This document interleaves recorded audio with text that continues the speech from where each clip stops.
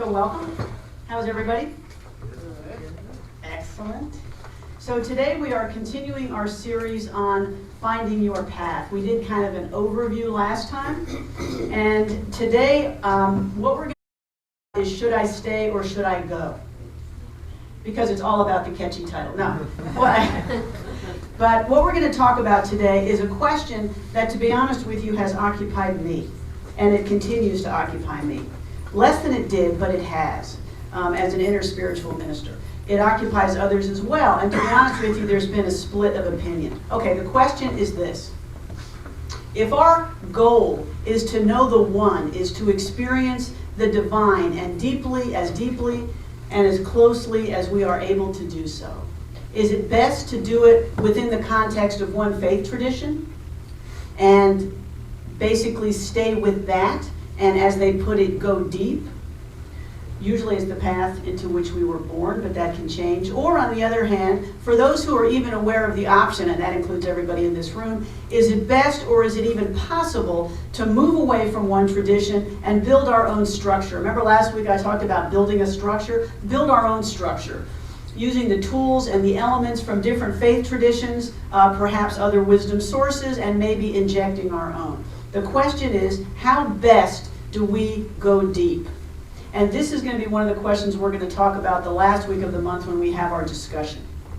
So those of us in this room, because you're sitting here, at least have answered that question in part because you're part of an interspiritual community, or you're sitting right now in an interspiritual community. For some, anyway, it may be a question that lingers. It has for me, and the thoughts differ. Wise people come down on either side. The Dalai Lama, for example. The Dalai Lama, who from day one has fostered interfaith dialogue, works for interfaith harmony, visits all sorts of different faith communities.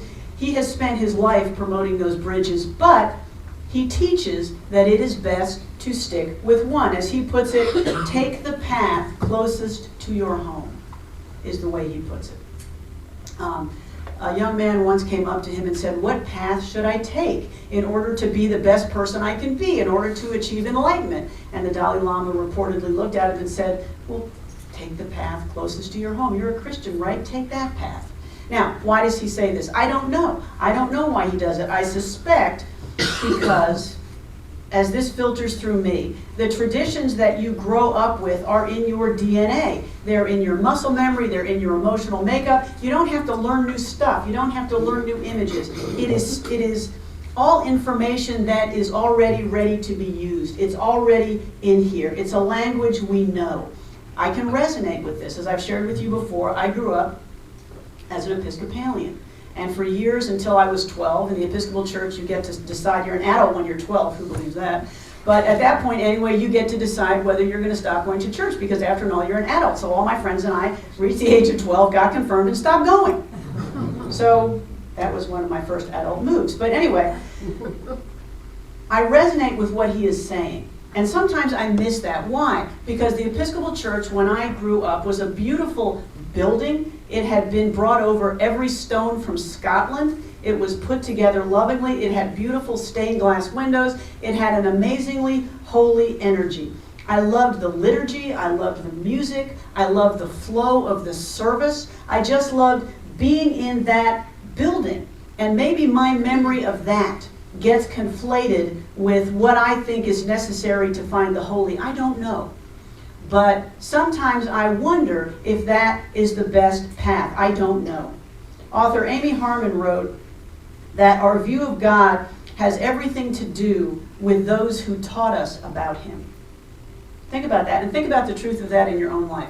Our view of God has everything to do with those who taught us about him. I was very lucky, because if you put a gun to my head and asked me what the Episcopals believed, I would not be able to tell you, because I didn't pick any of it up. But what I did pick up was a sense of beauty, a sense of wisdom, a sense of wonder, as I just sat there and absorbed all that beautiful, holy energy. And they let me do that. They didn't get in the way with fear and judgment and stuff that confused me at that point and drove me away. I just was exposed to the energy of the holy. And I will always thank them for that, because that has stayed with me. It's been the bedrock on which my later spiritual journey has built. On the other hand, there are those who find that release from one particular tradition frees them and enables them to go here and try this and try this and try that, or create their own rituals.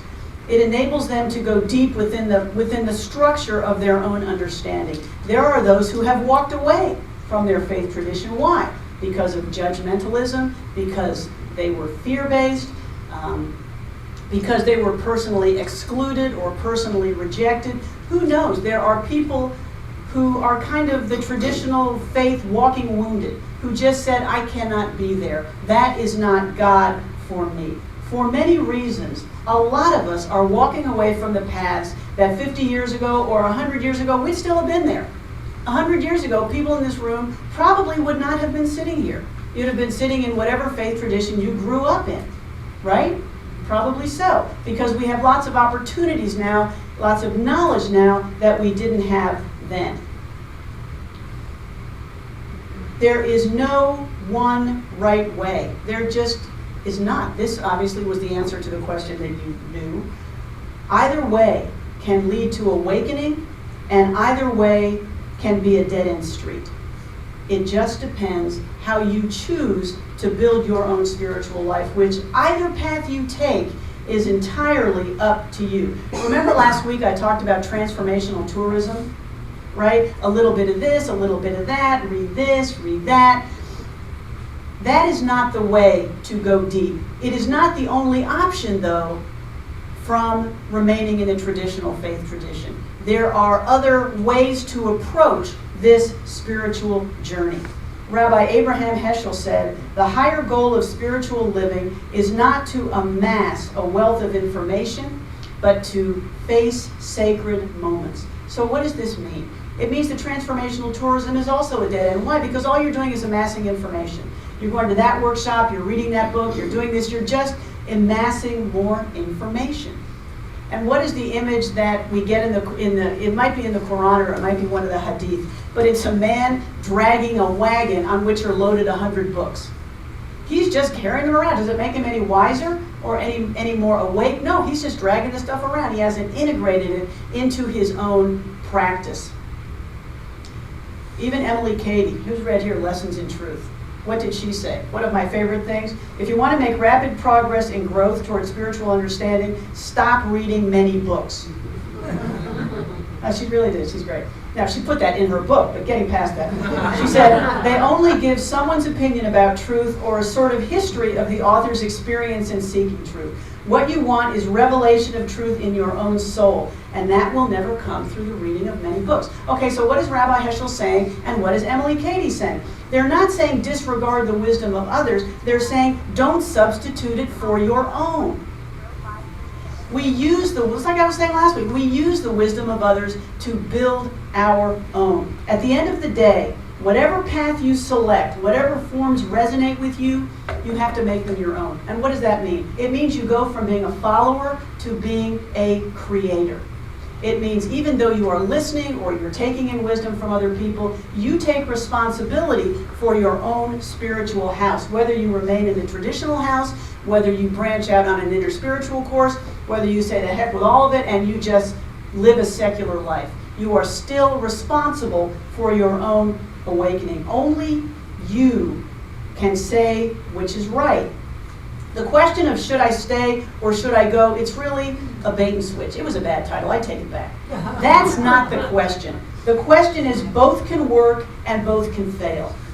The key is how you take responsibility with awareness of building your spiritual structure because it is your house. The key is not to look for the right forms or to even follow the right traditions, but to put ourselves in moments when we can experience the holy, and only we know how to do that.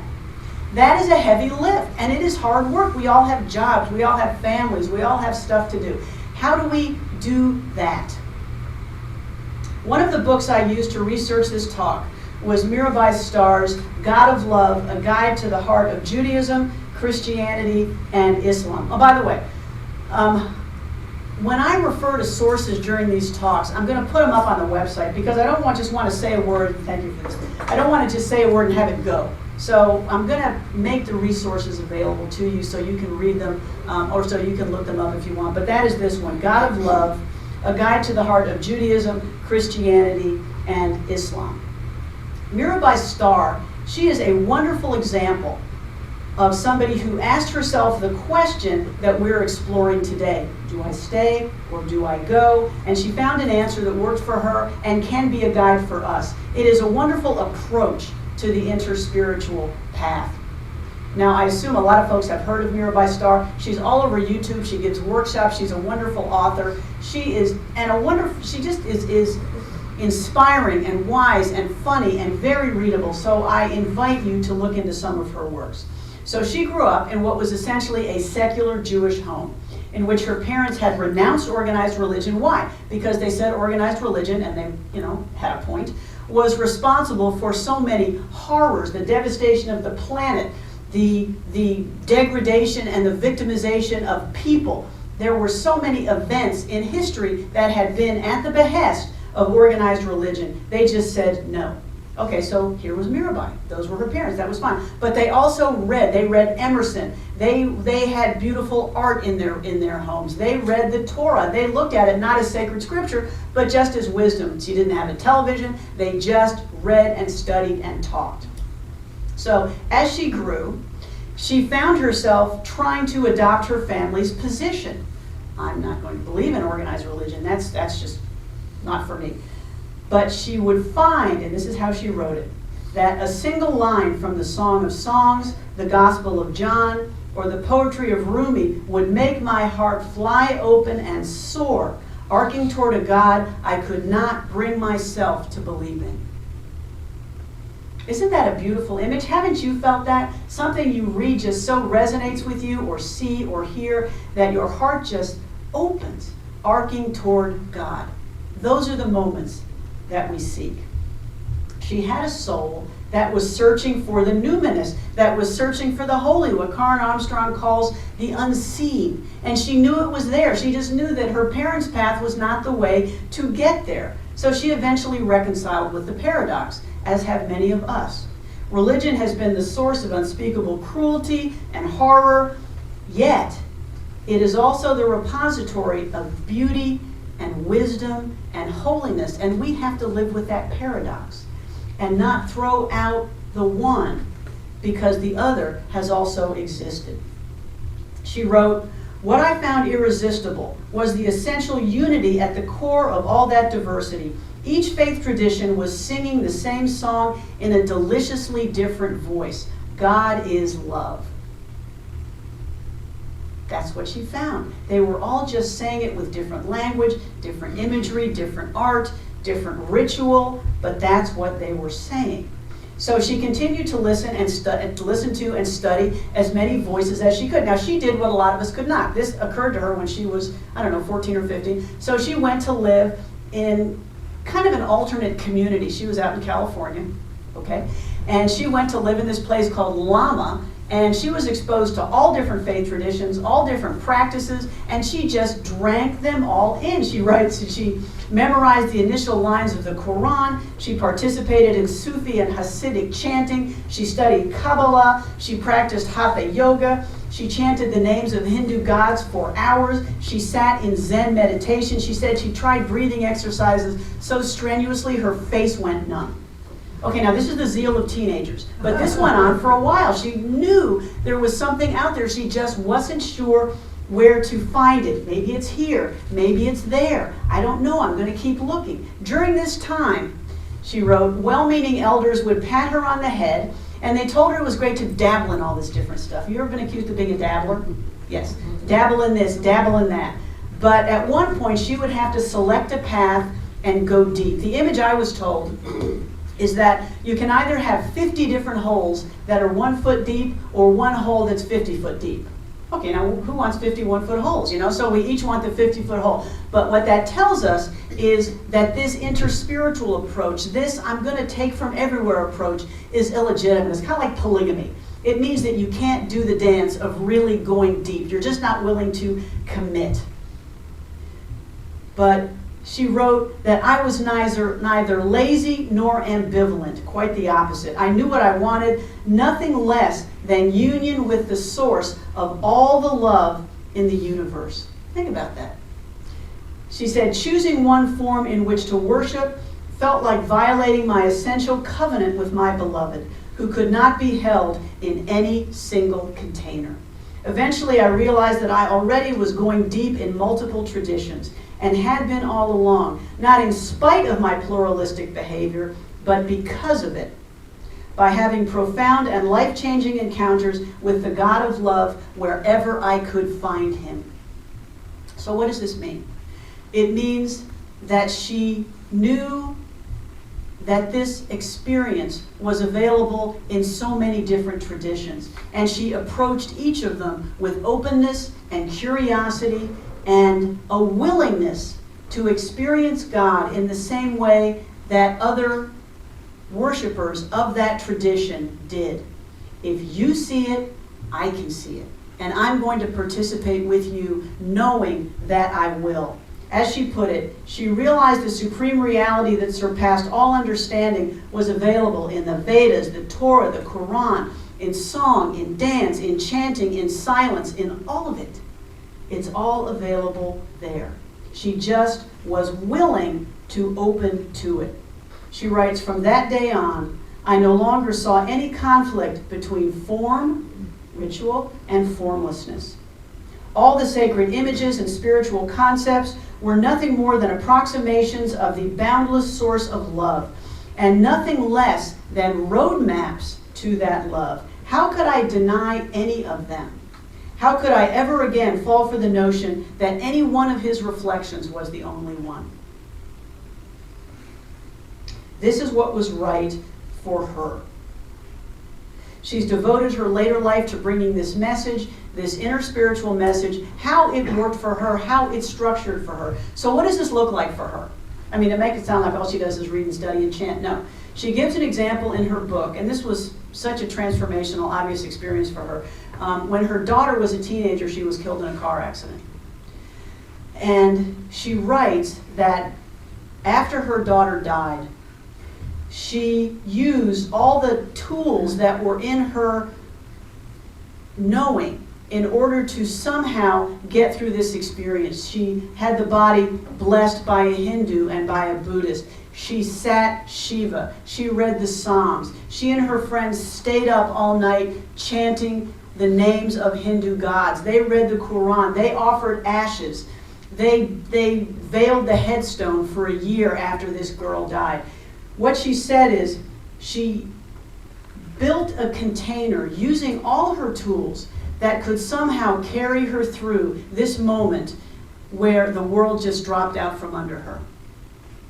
And that's how she did it, by just structuring rituals and elements and song and prayer that got her through this moment when nothing else could. And that is what we do when we use these different tools. We build the containers using whatever resonates with us that carries us through joy, through challenge, through opportunity, through the ordinary moments, through all the transitions of our lives. That is the purpose of the study that we do. That is our task. And the way we go about it is very important, to build the heart that will find it, not to find the form that is right. The question is not who is right. The question is, where is love found? Where is the holy found? And it is found in so many different places. And so what this has meant for me is to take that Episcopal church, which is my background obviously, take it down and say, I can find that holy in so many places. I can chant, I can dance, I can sing, I can worship with others, and I can see the holy through the eyes that they do. We find it when we open that channel within ourselves. What do we say? Love speaks to love. We open it inside ourselves and we see it coming back to us. Teresa of Avila, in her work, The Interior Castle, wrote, remember, if you want to make progress on the path and ascend to the places you have longed for, The important thing is not to think much, but to love much.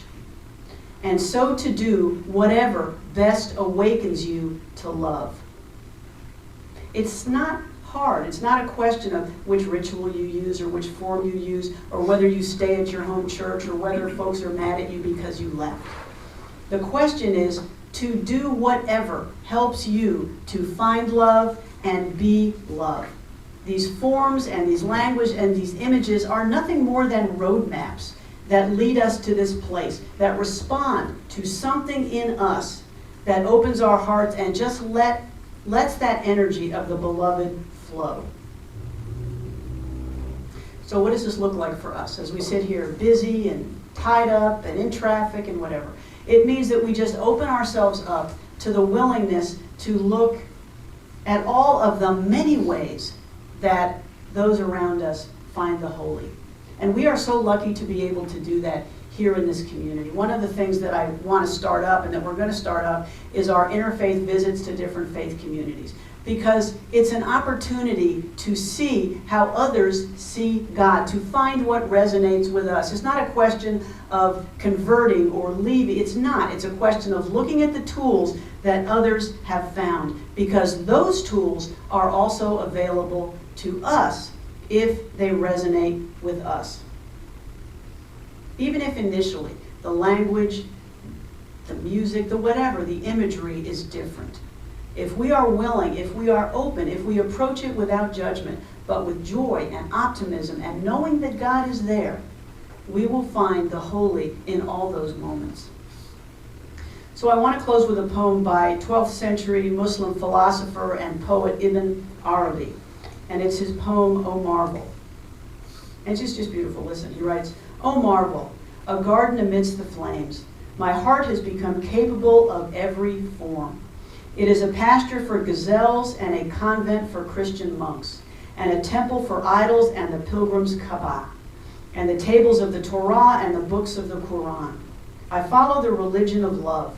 Whatever way love's caravan takes, that is my religion and my faith. So let's take these thoughts into meditation.